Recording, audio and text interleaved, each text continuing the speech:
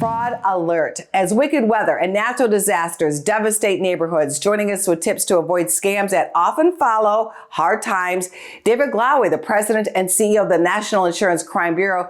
Where does the U.S. stand with catastrophic events? In 2024, we had a major weather event every 13 days that cost $1 billion in damages. Just as a comparison, in the 1980s, there was one about every 80 days. After hurricanes, wildfires, and floods, many homeowners rush to repair their property. What are the red flags of contractors who are not to be trusted? These are criminal organizations that are running businesses, and they have identified a vulnerability to the individuals already. They're looking to rebuild. So criminal organizations flood into these areas. They look for vulnerable people that are trying to rebuild.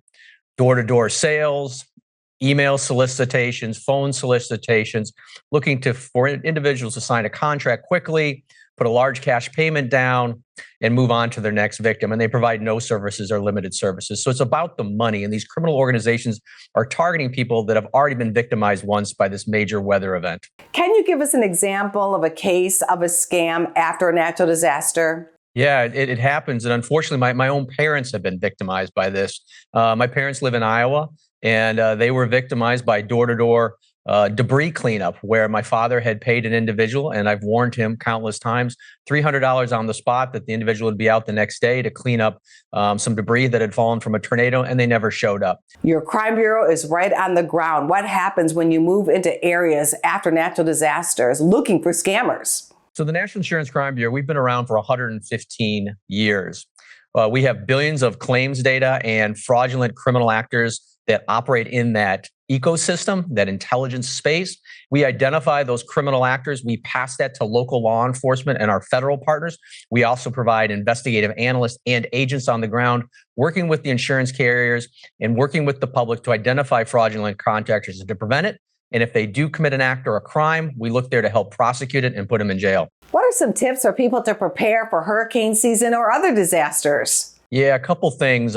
One is to have 3 days food and water, have your cell phones or your battery operated devices well charged before an event occurs, and get out of harm's way if you can. Also, make sure your insurance coverages are up to date and your coverages have a high enough coverage to replace your valuables. We've seen in LA County, I talk to insurance carriers all the time, that the coverages aren't not high enough for the replacement cost to rebuild. So make sure your coverages are up to place, contact your insurance carrier.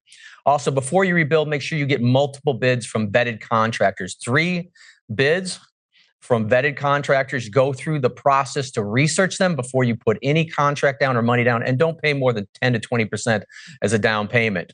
And regarding contacting law enforcement or the National Insurance Crime Bureau regarding a complaint, you can go to NICB.org to file a complaint or contact your local law enforcement organization.